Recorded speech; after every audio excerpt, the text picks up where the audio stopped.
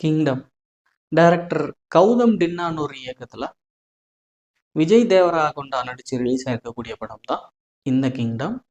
இந்த படத்தோட ரிவ்யூ பார்க்கறதுக்கு முன்னாடி முதலாவதா உலகளாவிய தமிழ் சொந்தங்கள் சார்பாக இந்த படத்தோட டைரக்டருக்கு என்னோட கண்டனத்தை தெரிவிச்சுக்கிறேன்.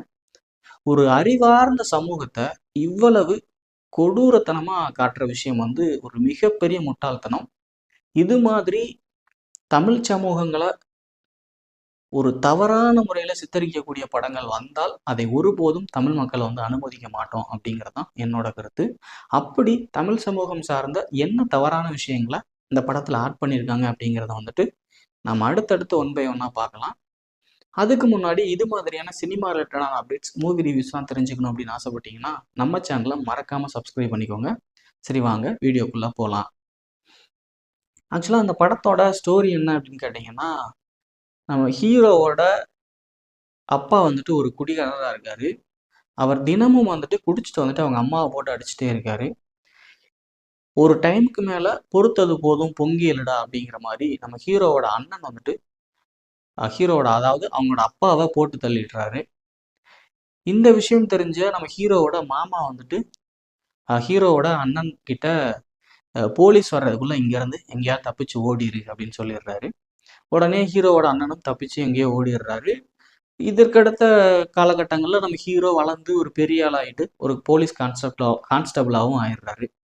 நம்ம ஹீரோவோட அம்மாவுக்கு தன்னோட மூத்த பையன், அதாவது ஹீரோவோட அண்ணன் இல்லையே அப்படிங்கிற ஒரு வருத்தம் ரொம்ப நாளாக இருந்துக்கிட்டே இருக்கு.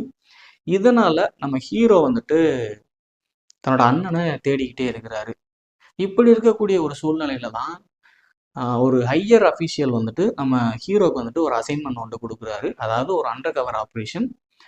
அந்த ஆப்ரேஷனுக்கு நீ போன அப்படின்னா உனக்கு ஒரு பெனிஃபிட் இருக்கு அப்படின்னு சொல்றாரு. அது என்ன பெனிஃபிட் அப்படின்னு பார்த்தீங்கன்னா, இலங்கையில் இருக்கக்கூடிய ஒரு பகுதியில் ஒரு சில மக்கள் ஸ்மக்லிங்கில் ஈடுபட்டுட்டு வர்றாங்க. அதாவது கடத்தல் தொழில் பண்ணிட்டு வர்றாங்க. அந்த தொழிலை பர்டிகுலராக எடுத்து நடத்தக்கூடிய ஆள் யார் அப்படின்னு பார்த்தா நம்ம ஹீரோவோட அண்ணன் தான். நீ அங்கே போன அப்படின்னா அந்த ஸ்மக்லிங்கை தடுக்கவும் செய்யலாம், உன்னோட அண்ணனையும் காப்பாற்றிட்டு வரலாம் அப்படின்னு சொல்கிறாரு. உடனே நம்ம ஹீரோ அந்த ஹையர் அஃபீஷியல் பேச்சை கேட்டுட்டு அங்கே போகிறாரு. போனதுக்கப்புறம் அங்கே என்ன மாதிரியெல்லாம் நடக்குது, நம்ம ஹீரோக்கு என்ன மாதிரியான பிரச்சனைகள்லாம் வருது, ஹீரோ தன்னோட அண்ணன் மட்டும் இல்லாமல் அங்கே இருக்கக்கூடிய மக்களை காப்பாற்றினாரா இல்லையா அப்படிங்கிறதான் அந்த படத்தோட ஃபுல் ஸ்டோரியாக இருக்குது. விஜய் தேவராகொண்டா இவருக்கு இந்த படம் ஒரு மிகப்பெரிய கம்பேக் அப்படின்னே சொல்லலாம். ஆக்சுவலாக அந்த படம் முழுக்கவே பார்த்தீங்கன்னா இவரை தான் ரொம்ப மாசாக காட்டியிருக்காங்க. ஆக்சுவலாக படம் ஸ்டார்ட் ஆன உடனே அவர் அந்த கான்ஸ்டபிள் கேரக்டரில் இருந்ததுக்கும் அதுக்கப்புறம் இலங்கை போனதுக்கப்புறம் அந்த சிலோன் போனதுக்கப்புறம் அவர் அங்கே இருக்கக்கூடிய மக்களுக்காக இவர் போராடக்கூடிய விஷயங்களில் இவரோட கேரக்டருக்கும் இருக்கக்கூடிய ஒரு டிரான்ஸ்ஃபர்மேஷன் இருக்குல்ல, அதெல்லாம் வேற லெவலில் இருக்குது.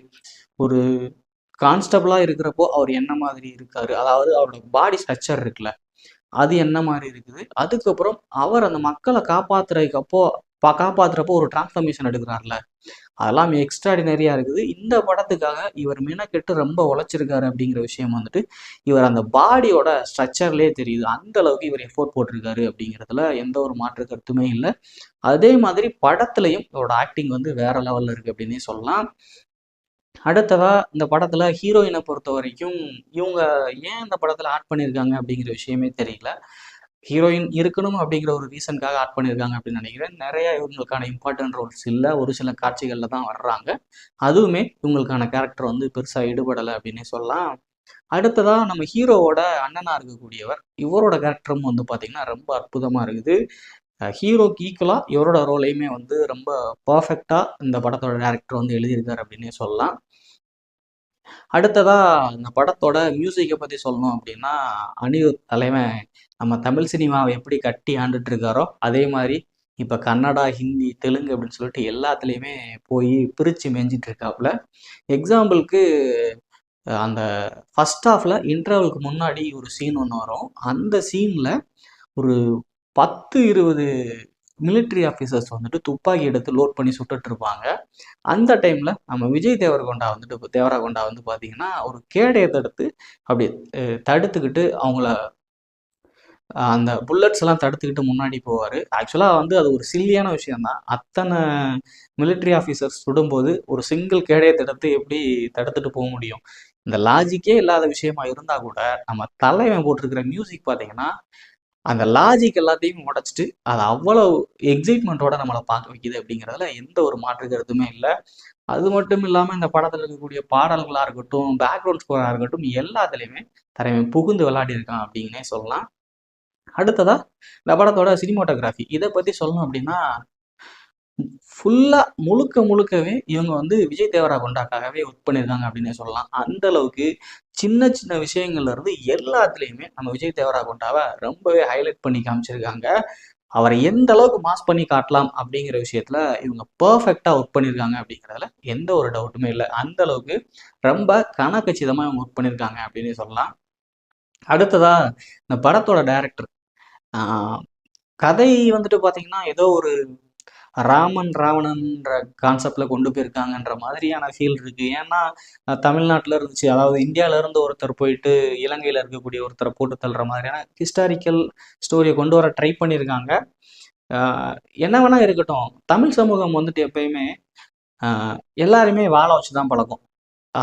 வந்தாரை வாழ வைக்கும் பூமி அப்படின்னு வந்துட்டு தமிழ்நாட்டை சொல்லிட்டு இருக்காங்க. இங்கே மட்டும் இல்லை, தமிழ் மக்கள் எங்கெல்லாம் இருக்கிறாங்களோ எல்லா இடத்துலையுமே தமிழ் மக்களுக்கு வந்து இந்த விருந்தோம்பல் அப்படிங்கிறது வந்து ரொம்ப சிறப்பான விஷயம். இப்படி இருக்கக்கூடிய சூழ்நிலையில இலங்கையில அந்த சிலோன்கிற பகுதியில் இருக்கக்கூடிய அந்த தமிழ் மக்கள் அங்க வேற வழியே இல்லாம நாடு கடந்து போகக்கூடிய மக்களை ஒரு அடிமைப்படுத்துற விஷயத்த வந்து தமிழ் சமூகத்தை காட்டியிருக்காங்க. இந்த மாதிரி தமிழ் மக்கள் எங்கேயுமே இருக்க மாட்டாங்க அப்படின்னு ஆணித்தரமா அடிச்சு சொல்லலாம். தமிழ் மக்களுக்கு யாரையும் அடிமைப்படுத்துற பழக்கம் கிடையாது. ஒருவேளை தமிழ் சமூகம் யாரையாவது அடிமைப்படுத்தி பழக்கப்பட்டிருந்தா இந்தியா மட்டுமில்ல உலகத்தையுமே ஆளக்கூடிய வல்லமை வந்து தமிழ் சமூகத்துக்கு இருக்கு. நாங்க யாரையும் ஆள விரும்பல, எல்லாரையும் வாழ வைக்க தான் விரும்புறோம் அப்படிங்கிற கருத்தை வந்து நான் ஆணித்தரமா இந்த இடத்துல சொல்லிக்கிறேன். அதனால இந்த மாதிரியான விஷயங்களை வந்து தயவு செஞ்சு இந்த டைரக்டர் மட்டும் இல்லை, எல்லா டைரக்டருமே அவாய்ட் பண்ணிருங்க. எங்களை வந்து தவறா வந்து யாருமே சித்தரிக்க வேணாம். இப்போ ரீசெண்டாக கமல் சார் கூட கன்னடம் வந்து தமிழ்ல இருந்து தான் பிறந்தது அப்படின்னு சொன்னார். ஆமா, அது 100% உண்மை. கன்னடம் மட்டும் இல்லை, தெலுங்கு, மலையாளம் எல்லாமே வந்துட்டு தமிழ்ல இருந்து தான் பிறந்தது அப்படிங்கிறது 100% உண்மை. இப்படி ஒரு உண்மையான விஷயத்த சொன்னதுக்கே கன்னட சினிமா மட்டும் இல்லாம கன்னட கவர்மெண்ட்டே அந்த படத்தை அவங்க நாட்டில் திரையிட மாட்டோம் அப்படின்னு சொல்லிட்டு அப்படி அப்பட்டமா சொல்றாங்க. இப்படி இருக்கக்கூடிய சூழ்நிலையில தமிழ் மக்கள் இப்படி ஒரு சமூகத்தையே அடக்கி தன்னோட கட்டுப்பாட்டுக்குள்ள வச்சிருந்தாங்க அப்படின்னு சொல்லிட்டு ஒரு தவறான விஷயத்த அந்த டைரக்டர் வந்துட்டு சொல்றாரு. தமிழ்நாட்டில் இதை பத்தி எந்த ஒரு விஷயமே யாருமே பேசல.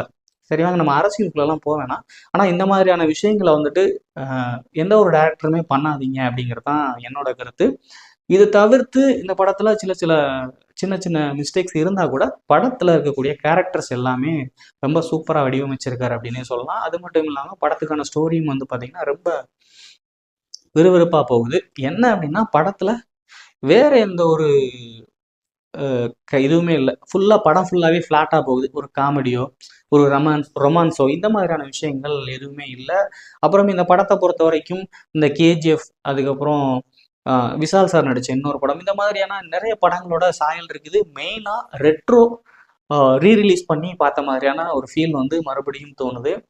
இந்த மாதிரியான விஷயங்களை தவிர்த்துட்டு படங்கள் சொன்னா அப்படின்னா விஜய் தேவர்கொண்டாவாக இருக்கட்டும், அவரோட அண்ணனோட கேரக்டரா இருக்கட்டும், மற்றபடி அவங்க அந்த இன்டர் கவர் ஆப்ரேஷன் அவர் பண்ணக்கூடிய விஷயம், இங்க இருக்கக்கூடிய போலீஸ் எதற்காக அவர் அங்க அனுப்புனாங்க, அங்க இருக்கக்கூடிய அந்த டான், இவங்கள பத்தின விஷயங்கள் எல்லாமே ரொம்ப அற்புதமா இருந்தது. அதுக்கப்புறம் வில்லனா வரக்கூடிய கேரக்டர் இருக்கு பாத்தீங்களா, அதுவுமே ரொம்ப அற்புதமா பண்ணியிருந்தாங்க. ஒரு சீன்ல அந்த அடிமைப்பட்ட மக்கள் எல்லாம் மொத்தமா கூட்டு வந்து வச்சு சாப்பாடு கொடுக்குற மாதிரி எல்லாரையுமே போட்டு தருவார். அந்த சீன்ஸ்லாம் வந்து பாத்தீங்கன்னா ரொம்ப கொடூரத்தனமா இருந்தது. அது வந்து எப்படி சொல்ல, ஒரு அரக்கத்தனத்தோட உச்சம் அப்படின்னு கூட சொல்லலாம். அந்த அளவுக்கு இந்த படத்துல நிறைய விஷயங்கள் எக்ஸைட்மெண்ட்டா இருந்தா கூட படம் ரொம்பவே ஃபிளாட்டா போகுது. இது இந்த படத்துக்கு ஒரு மிகப்பெரிய மைனஸ் அப்படின்னே சொல்லலாம். நீங்க இன்னும் இந்த படத்தை பார்க்கல அப்படின்னா இது ஒரு ஆவரேஜான படம் அப்படின்னே சொல்லலாம். ஆனா விஜய் தேவராகொண்டாவை பொறுத்த வரைக்கும் அவருக்கு இது ஒரு நல்ல ஒரு கம்பேக்கான படம் அப்படின்னு சொல்லலாம். ஏன்னா அவருக்கு அடுத்தடுத்து வந்து நிறைய படங்கள் வந்து பாத்தீங்கன்னா பெரிதுமே வந்து போகல. இந்த படம் அது எல்லாத்தையுமே பீட் பண்ணிட்டு போகும் அப்படிங்கிறது எந்த ஒரு டவுட்டுமே வேணாம். கடைசியா இந்த படத்துல நெக்ஸ்ட் அடுத்த பார்ட் 2க்கான லீடும் கொடுத்துருக்காங்க அப்படிங்கிறது ஒரு ஆச்சரியப்பட வேண்டிய விஷயம். பார்ட் 2ல என்னென்ன விஷயங்கள் சொல்ல வர்றாங்க அப்படிங்கிறத நம்ம வெயிட் பண்ணி தான் பார்க்கணும். மெயினாக பார்ட் 2ல ஹீரோயினுக்கு ஒரு மிகப்பெரிய லீட் ரோல் இருக்கும் அப்படிங்கிறது என்னோட எதிர்பார்ப்பு. அதற்கான லீட்ஸ் எல்லாத்தையுமே இந்த ஃபர்ஸ்ட் பார்ட்டில் ஃபைனலாக சொல்லிட்டு போயிருக்காங்க. நீங்கள் இன்னும் இந்த படத்தை பார்க்கல அப்படின்னா படம் பார்த்துட்டு படம் எப்படி இருக்குது அப்படிங்கிற விஷயத்த மறக்காமல் நம்ம வீடியோவில் வந்து கமெண்ட் பண்ணுங்கள். மீண்டும் அடுத்த வீடியோவில் வேறொரு படத்தின் விமர்சனத்தோடு உங்களை வந்து சந்திக்கிறேன். அதுவரை உங்களிடமிருந்து விடைபெறுவது நான் விஜயராஜா.